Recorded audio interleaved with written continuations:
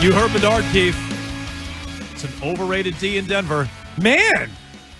So it took me till like Tuesday to really dig in. Really dig into the, crunch some numbers. You're a few days ahead of Bill. Yeah, I was a couple days ahead of Bill. Yeah. No, but I was saying, all last week we're like, oh, Houston's defense is terrifying. Those guys hit like trucks. There's like two guys that you can't stop. They got a great corner, they got great linebackers. And I was like, they're probably the best defense. I'm like, or Denver's. Like the whole time I was like, it's one or the other. And then on like Monday, you were like, nah, like Houston, that's already the better defense they faced. I was like, I don't know, like 70 sacks, and they also have all pros and Pro Bowlers everywhere. They have a lockdown corner. They got a good pass rush, the whole thing. But then when you kind of look at it a little bit further, I think Houston's is better, and Seattle's might be better. So like if it ends up being Patriots-Seattle, we'll say Seattle also a better defense. I'm a little more dismissive of that defense, but you keep saying it. Seattle's nice. Our guy Taylor Kyles thinks they are the best defense in the league. So if you get to that matchup, that's not going to be an easy one. But Denver's still very, very, very good. Like I don't want to blow past them. They may be a little bit closer to say the Chargers, which is also a good defense. Probably, I think it's better than the Chargers, but maybe not quite the challenge that Houston is. And I think you start to point to some of their performances late in the year, sort of some of the teams that were able, or some of the quarterbacks that were able to put up big points against them. Yeah, that does give you a little bit more confidence as a Patriots fan and expecting a little bit more out of the offense this week. So I don't know if you have the full schedule in front of you, but this is what Bedard quote tweeted it. He said, I don't really care if it's the Broncos. He said they played the 28th schedule. Yeah, so they're just like the Pats. I was going to say. Nobody says anything about the Pats. No. Or, I'm sorry, the Broncos. But Patriots fans better be careful with that. Yeah. And we pointed this out earlier. It's like they played a ton of backups this year. I remember we talked about this in the regular season, how many backups the Broncos played. And they were playing Oladikan and whoever it was at the end of the year, like backup quarterbacks Marcus to lock Mariota up the one seed. Thank you. Like there were a bunch of them. And so Trey Lance. But Patriots fans, you be careful with that. Are you just playing the schedule that's in front of you, or is it an easy schedule? Like, be careful with that. But it also proves that you want an easy schedule. If the two easiest schedules are in the AFC Championship game, sign me up. They both had easy schedules. I don't get why that's so hard to say. Yeah, the Broncos were lucky. They faced a bunch of backup quarterbacks this year. Easy schedules. I think they had 10 common opponents. The Pats went 8-2 in those games. The Broncos went 9-1 in those games. The difference was losing to the Raiders. But Bedard says 28 schedules, slow linebackers and safeties. 8 games of 23-plus points allowed. He says it's an overrated Broncos defense. You have those games in front of you? Yeah, I got all the games in front of me. And it was really after the bye week it sort of jumped out. But there was also those 2 games where, remember they beat the Giants? So they had like the worst football game ever played overseas against the Jets. That was all the way back in week 6, and they were terrible. But then they played the Giants, and that was the game that Jackson Dart and Cam Scatterbo had them beat. And then they just coughed it up and lost. But they gave up 32 points to the Giants. But then fast forward a little bit. They had their bye week in week 12. After that, they played Washington and Marcus Mariota, 27-26 overtime. They needed overtime to beat Mariota. And the Commanders went for 2 at the end of the game to win. Yeah, I forgot about that game. Right. Yeah, so there was that game. This is all part of this crazy winning streak they had. The Commanders should have gone for 2 in that game. That was also the difference between the Pats being the 1 seed or not. They beat Vegas with Geno Smith 24-17. They beat Green Bay 34-26. They lost to Trevor Lawrence 34-20. Lawrence threw, was that 5 touchdowns in that game? Mm-hmm. Oh, no, he threw 3. I'm sorry. But that was maybe did he have 5 total? He might have ran. He ran 4 of them, and that was their only loss at home, right? Yeah. Correct. And then they played Kansas City's backup quarterback, Oladokun. Yep. Who, he only scored 13 points, so he didn't do much. And then they shut down Trey Lance. So at the end of the year, they played 2 of the worst quarterbacks. Those are the 2 at the end of the year. Chargers team didn't play anybody. Right. No, they didn't play anybody, including their quarterback. Super worked out for them, by the way. Good approach by Harbaugh in Week 18. You know what's also funny is the Patriots and the Broncos both started the season 1-2. How do you like that? Yeah, you just said it. They lost to the Colts and somebody else. Chargers. Colts and Chargers. Yeah, Colts and a full-strength Chargers. Who the Patriots beat. Now, again, dangerous game to play because they went 2-0 against the Raiders. You lost to them. Correct. But a dangerous game to play. Okay, maybe an overrated D there in Denver, which I've been accused of once or twice. Yeah. In high school. No, college. Present day. Grad school. Last night. Yeah, it's never happened, actually. I mean, Northeastern was a 5-year school. True. It's true, a long time. We'll get to all your phone calls. Like 617 Carson Beck over here. 779-793-7. We do have an important update, though, Keefe, as it relates to what the Patriots will be wearing on Sunday. Did you ever think that maybe there's more to life than being really, really, really ridiculously good looking? It's Jones and Keefe, Fashion Police.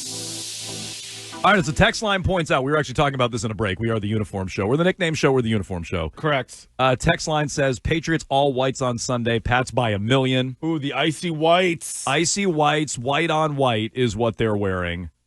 They do look pretty good. I think this is probably the best uniform present day the Patriots have to offer. Current uniform combinations. They got like the blue. They got the silver. They got the white. This is the best they can do. Now, unfortunately, the helmet's not white. It's still the stupid silver helmet. Actually, I take it back. They could wear their... They should wear their throwback helmet. Well, they won't. They could. No, I agree with you on the white helmet. I'm sorry. But they could wear the... Nor'easter? Yes. That's better. That is better. So when I say it's the best current combination, that's actually a lie. But I do like the icy whites. I'm good with the icy whites. As far as that is, it's a lower bar. Do you want to go back and change the uniform check mark? Oh, well, what are the Broncos wearing? I don't know. I think it's Broncos either way, though. I don't love the Broncos' current uniform, and the Patriots are wearing their best possible current uniform combination. Alternate uniforms like Nor'easter and throwbacks not included. Yeah. Broncos uniforms are still better than the Pats. Yeah, I know. And they don't have, trust me, though. they don't have good uniforms. Don't misunderstand me. But it's better than the Patriots' crummy uniform. You like orange in a uniform. I'm a sucker for orange. Yeah, you like yes, orange in a I am. uniform. That's true. At the end so of the day. that's pretty good. Yeah. Okay. Neither helmet's very strong. They both had great, like, mid-'80s helmets. Yes. Current helmets are both subpar. As we said the other day, Elway-Eason, those helmets. Helmet matchup. Woo! Off the charts. Like you read about. Yeah. Steve Grogan with the neck roll. Hell yeah. Hell yeah, indeed. I'm going to... Let's go to the phones. 617-779-7937. We have a Top 5 Friday for you on the way. Coming up about 10 minutes from now. Top 5 horses. All-time horses. Horses. In honor of Patriots and Broncos AFC title game. Let's start it off today with our good pal Tommy and Lynn. What's up, Tommy? Hey, Tommy. Hey, what's up, Jones? What's up, Keith? Hey. I haven't called you guys in a long time. That's on you, hey, Tommy. Jones, you guys heard about my fun weekend at the Pats game meeting? Jason Baratek, yep. Yes, Rob we did. Mankiewicz, Yep. hanging out with Ty Law. We did. I had a great time. But anyways, I got a good take. I got a good Drake Maye take. That defense does give us 30 points. Their defense gives us 30 points. I've been watching a lot of Broncos games this year. Jacksonville went in there to expose them. The Bills gave them 30 points. Who else gave them 30 points? You guys said the Giants. So Drake May's going to do the same thing. He's going to do the same thing. He's going to light up that defense and give the ball to Stevenson. Run him.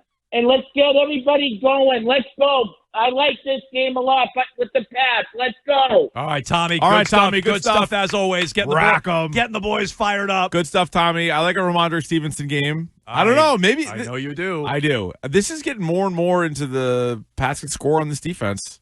Okay. I like that. There's some good chatter. The only thing I saw the Twitch chat doing this too. It's like, well, they just gave up 30 points last week to the Bills. Yeah, that's Josh Allen. I mean, I don't think there's any shame in giving up 30 to Josh Allen. They also turned him over 8 billion times in that game. But I think that also works in favor of this being like they scored 30 points, the Bills did, and they turned it over so many times. So, like, the Broncos don't typically get a lot of turnovers. They got 5 in the game, and they still gave up 30. So I guess I do look at that as a positive. Because I think Drake Maye, he'll drop the ball. He's got a history of it. He probably will. He does it against all good defenses. I mean, giving up 30 against some of the other names on the list, I'm like, that's kind of gross. No. Josh Allen, giving up, you gave up, what'd they lose to the Bills? 35? What'd they give up in that game they lost? 38? What was the final score? They've only given up 33 times. I don't think it's like all the time. It was that Trevor Lawrence game. I'm sorry, it was 23. Not 30 is the numbers we just went through. I'm sorry. It was Trevor Lawrence, it was Jackson Dart, and it was Josh Allen. Mm-hmm. But, like, I'll take my chances with Drake Maye. You gave up 35 to Josh Allen last time you played him. So but also, I don't think there's a hell of a lot of shame in that. All 3 of those quarterbacks can scoot a little bit. Yep. And so that's another thing where you're like, all right, advantage Patriots, or have the chance to. Scoot, just don't throw the ball backwards before halftime and give them a field goal. Yeah, don't just give them 3 points. I mean, nobody's asking for that. Do you need to add another line? What are you again? Yeah. Your darts and scampers. Thank you, darts and scampers. Hold on to it when you scamper. Yeah. And don't dart it to the other team.